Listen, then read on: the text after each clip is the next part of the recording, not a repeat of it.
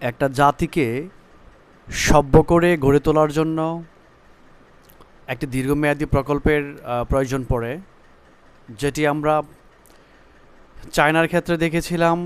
চীনের মানুষগুলো অনেকটাই ব্যাটে, তাই 49 সালের চায়না বিপ্লবের পর চায়না সরকার চিন্তিত হয়ে পড়েছিলেন তার দেশের যে নাগরিক তাদের দেহের দৈর্ঘ্য নিয়ে। এরপর সেই প্রকল্পটি হাতে নেওয়া হয়, যেখানে চায়না মানুষের দেহের গড়ন দৈর্ঘ্য এগুলো হবে ইউরোপিয়ানদের মতন, অর্থাৎ লম্বাটে। তো বাংলাদেশের যে কালচার, এখানে অনেক সংকট সমস্যা জঞ্জাল রয়েছে, সেগুলো মুক্ত করার জন্য আমি মনে করি সরকারের এখন থেকেই একটা দীর্ঘমেয়াদী প্রকল্প হাতে নেওয়া প্রয়োজন।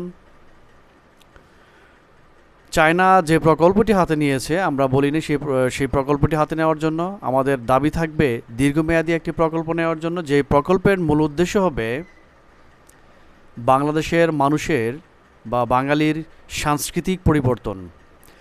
এই সাংস্কৃতিক পরিবর্তন যদি না ঘটে বা না করা হয়, তাহলে যে সমস্যাগুলো হবে, আজকের যে বিপ্লব, যে অভ্যুত্থান, আমরা যেটাকে বিপ্লব বলে অভিহিত করছি, আসলে সেটা অভ্যুত্থান। এই অভ্যুত্থানের মধ্য দিয়ে যে পরিবর্তনটি এসেছে, সেটিকে ধরে রাখার জন্য মানুষের মধ্যে যে ধরনের আক্রোশ, আকাঙ্ক্ষা, চিন্তা, সমালোচনা, আলোচনা, বিভিন্ন রকম মিথস্ক্রিয়া দেখা যাচ্ছে, আসলে সেটি ধরে রাখতে চাইলে সাংস্কৃতিক পরিবর্তনের কোনো বিকল্প নেই। কারণ সাংস্কৃতিক পরিবর্তনের ভিতর দিয়ে একটা মানুষ মূল পরিবর্তনটিকে উপলব্ধি করতে পারে। ধরুন, এখন এই যে একটা সরকারের পতন ঘটল, ফ্যাসিবাদী একটি সরকারের যেই খতম করা হলো ছাত্র কর্তৃক ছাত্র আন্দোলনের মধ্য দিয়ে, এরপর আমরা দেখেছি দেশের বিভিন্ন প্রান্তে বিভিন্ন মানুষের বাড়িঘর পুড়ে ফেলতে, জ্বালিয়ে দিতে দেখেছি, বিভিন্ন ফ্যাক্টরি লুটপাট করতে দেখেছি, জ্বালিয়ে দিতে দেখেছি। এগুলো রাষ্ট্রীয় সম্পদ, এগুলো জনগণেরই সম্পদ। এই বোধরা যতক্ষণ পর্যন্ত না জনগণের মধ্যে ঢুকানো হবে, প্রবেশ করানো হবে, জনগণকে এই জিনিসটি যতক্ষণ পর্যন্ত শেখানো হবে, ততক্ষণ পর্যন্ত এই রাষ্ট্রের পরিবর্তন হবে না বলে আমি বিশ্বাস করি।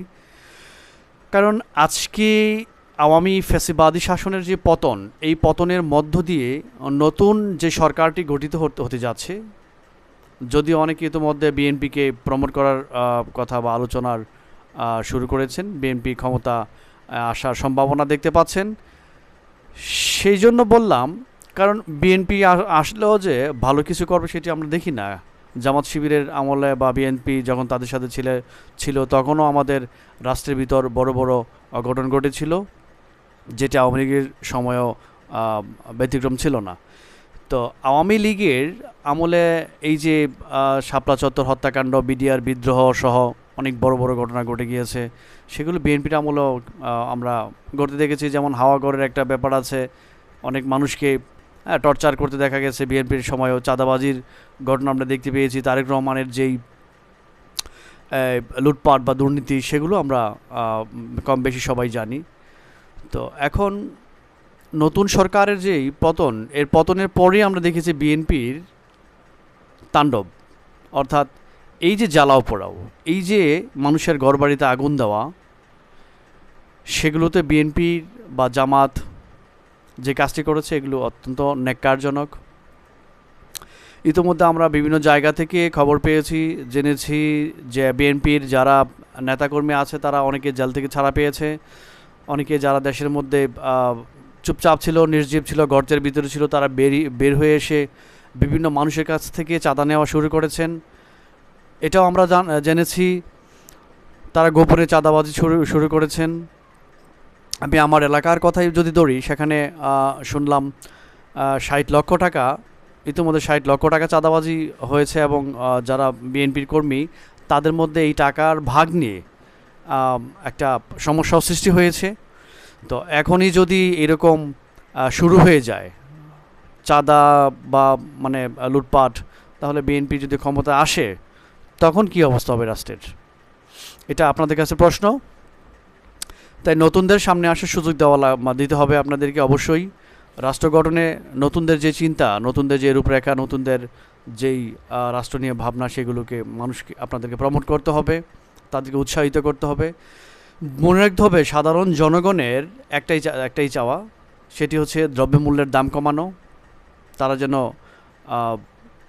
পেট ভরে তিনবেলা ভাত খেতে পারেন, এটা হচ্ছে তাদের মূল দাবি।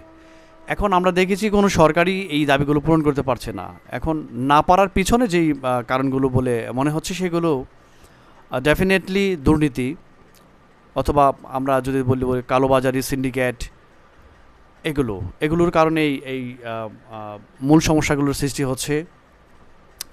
এগুলো থেকে মুক্তি পাওয়ার জন্য এখন যদি বলা হয় যে দ্রব্যমূল্যের দাম কমানো সম্ভব নয়, এখন এর পিছনে যদি প্রশ্ন করা হয় যে কেন কমানো সম্ভব নয়, এটা অবশ্যই একটা স্ট্রাকচারের ভিতর দিয়ে যদি যায় সেটি কমানো সম্ভব। কারণ আমরা যদি দেখি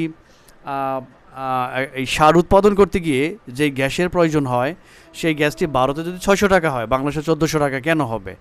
যদি এই মূল্যটা কমানো যায়, তাহলে সারের দামটি ডেফিনেটলি কমে আসবে। আর সারের দাম কমে আসলে ফসলের দামও কমে আসতে বাধ্য। যদি আমরা দেখি বাসের ভাড়া বা গাড়ি ভাড়া অথবা বিদ্যুতের দাম বেড়ে গিয়েছে, এর পিছনের কারণ যদি আমরা দেখি কয়লা অথবা তেল, সেটি পিছনে আমরা দেখব ব্যাপক দুর্নীতি বা লুটপাট। এই লুটপাট বা দুর্নীতি যদি কমানো যায়, তাহলে ডেফিনেটলি এগুলোর মূল্যও কমে আসবে, সব কিছু দাম কমে আসবে। জনগণ যে স্বাভাবিক মূল্যটা, অর্থাৎ তারা যেই ন্যায্য মূল্যের যে দাবি করছেন, সেটি ফিরিয়ে নিয়ে আসা সম্ভব।